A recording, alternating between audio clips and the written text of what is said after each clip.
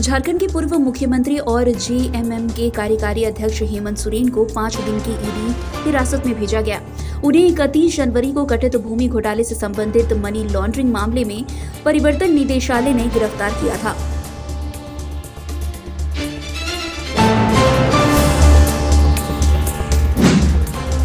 चंपई सोरेन बने झारखंड के नए मुख्यमंत्री। राज्यपाल सीपी राधाकृष्णन ने शुक्रवार को राजभवन में दिलाई शपथ।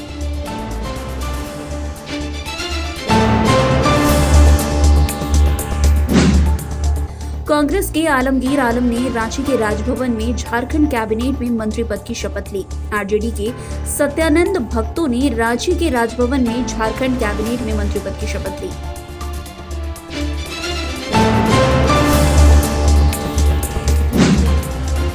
झारखंड के राज्यपाल सीपी राधाकृष्णन ने कहा कि हम हमेशा एक ही चीज की अपेक्षा करते हैं, गरीबों की सेवा की जानी चाहिए। हमें उनकी बुनियादी जरूरतों को पूरा करने के लिए सब कुछ करना चाहिए। अच्छी सड़कें, अच्छा पीने का पानी, अच्छे स्कूल, अच्छी व्यवस्था, सेवा और अच्छे घर। अंततः पूरे राज्य में सिंचाई सुविधाओं में सुधार करना होगा ताकि किसानों को लाभ मिले और लोगों को कमोडिटी मूल्य पर खाद्यान्न मिले।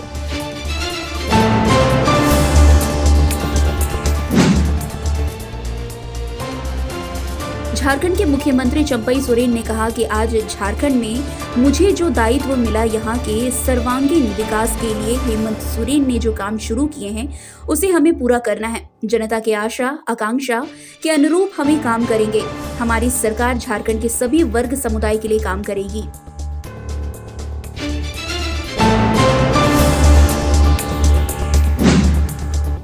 लोकसभा चुनाव के लिए कांग्रेस के साथ गठबंधन पर समाजवादी पार्टी सांसद राम गोपाल यादव ने कहा कि कांग्रेस का समाजवादी पार्टी के साथ अंतिम समझौता हो गया है।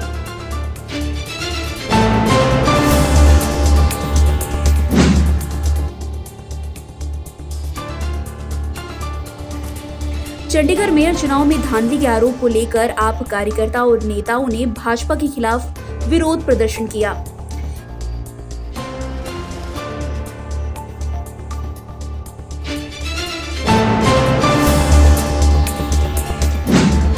केंद्रीय मंत्री प्रहलाद जोशी द्वारा सदन में कांग्रेस सांसद डीके सुरेश के बयान पर बात किए जाने पर कांग्रेस सांसद शशि थरूर ने कहा कि मंत्री ने जो किया वो हमारे लोकसभा के नियम के विरुद्ध है, क्योंकि उन्होंने यह विषय उठाया जो सांसद के बाहर का है, जिसकी बुनियाद मीडिया रिपोर्ट है। अगर कांग्रेस का कोई सांसद कोई समाचार पत्र पढ़कर जो घटना सदन के बाहर हुई है उस पर बात करे तो स्पीकर हमें नहीं बोलने देंगे, तो फिर मंत्री के साथ ऐसा क्यों किया गया?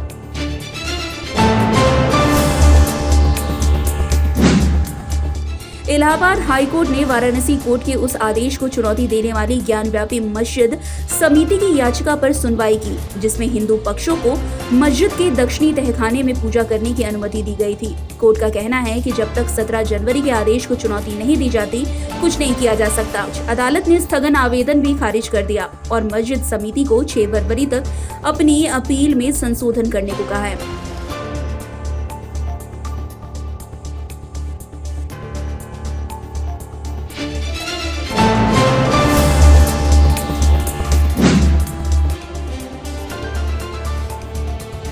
कांग्रेस नेता आचार्य प्रमोद कृष्णन ने प्रधानमंत्री मोदी से मुलाकात पर कहा कि भारत के प्रधानमंत्री से मिलना कोई गुनाह नहीं है। उन्हें श्री कल्की धाम की शिलान्यास समारोह के लिए आमंत्रित करना भी कोई गुनाह नहीं है, और अगर यह गुनाह है तो मैं इसकी सजा भुगतने के लिए तैयार हूँ।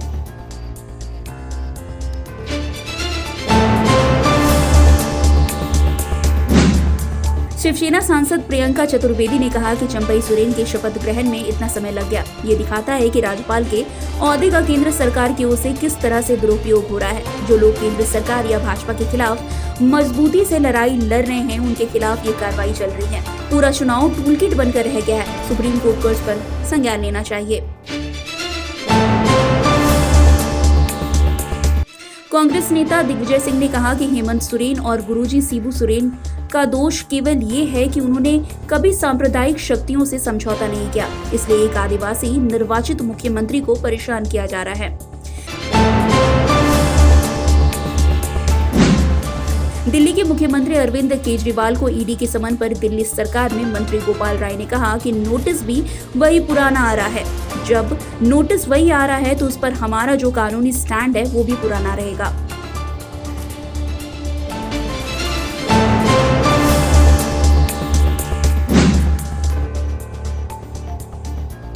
भाजपा सांसद निशिकांत दुबे ने कहा कि विपक्ष उसी मानसिकता के रहे हैं। इन्होंने बहुत दबाव की राजनीति की है।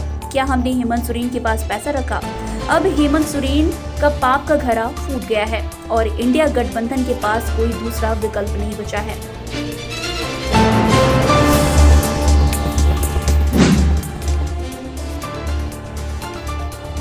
बिहार के उप मुख्यमंत्री सम्राट चौधरी से मिला इंडियन पिक्चर्स प्रोड्यूसर एसोसिएशन के अध्यक्ष अभय सिन्हा के नेतृत्व में एक प्रतिनिधिमंडल। झारखंड में ईडी की कार्रवाई पर बोले श्याम रजक, जनता सब देख रही है, चुनाव में सबक सिखाएगी। हम लोग न डरने वाले हैं और न भागने वाले हैं।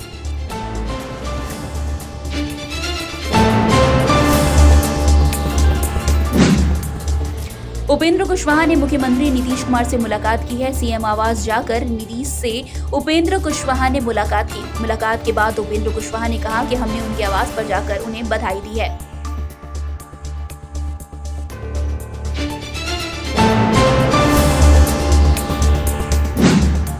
मॉडल पूनम पांडे का कैंसर से हुआ निधन। पूनम पांडे के परिवार वालों की ओर से ये जानकारी उनके इंस्टाग्राम हैंडल पर दी गई।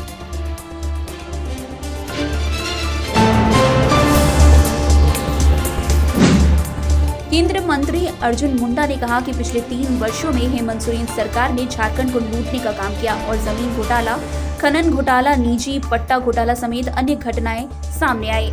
ऐसे में लोगों को सच्चाई बताने के बजाय उन्होंने इन सब से बचने की कोशिश की, इसलिए वे आज जवाब देने में विफल रहे। जांच चल रही है। मुझे लगता है कि देश सुशासन के साथ आगे बढ़ता चला जा रहा है।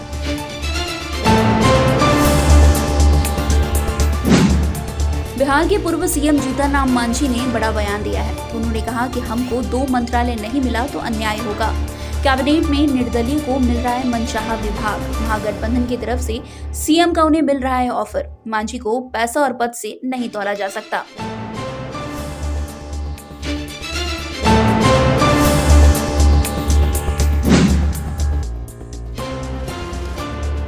समाजवादी पार्टी प्रमुख अखिलेश यादव ने कहा कि अभी भी मुझे जानकारी मिली है कि भाजपा अपने सांसदों के टिकट काटने जा रही है। हमें उम्मीद है कि पीडीए ही एनडीए को हराएंगे। भाजपा के 10 साल के कार्यकाल में भी भ्रष्टाचार, महंगाई कम नहीं हुई। उन्होंने जो वादे किए थे सब अधूरे हैं।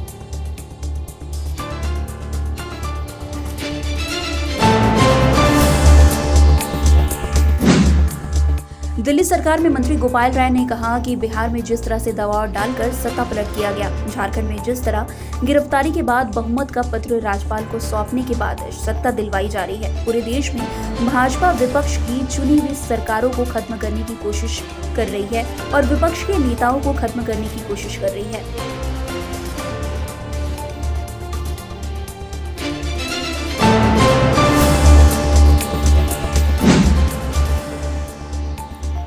पश्चिम बंगाल के वीरभूम होते हुए झारखंड के पाकुर पहुंचे राहुल गांधी। भारत जोड़ो न्याय यात्रा में हजारों की संख्या में लोग शामिल।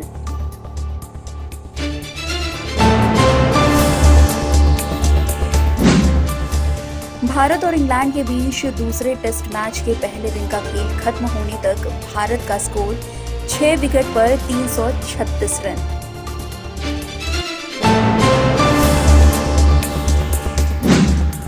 बिहार में फ्लोर टेस्ट को लेकर पूर्व मंत्री अमरेंद्र प्रताप ने बड़ा बयान दिया है। उन्होंने कहा है कि स्पीकर को नैतिकता के आधार पर इस्तीफा देना चाहिए। बिहार में अब कोई खेला नहीं होगा। नीतीश कुमार के नेतृत्व में जेडीयू एकजुट है।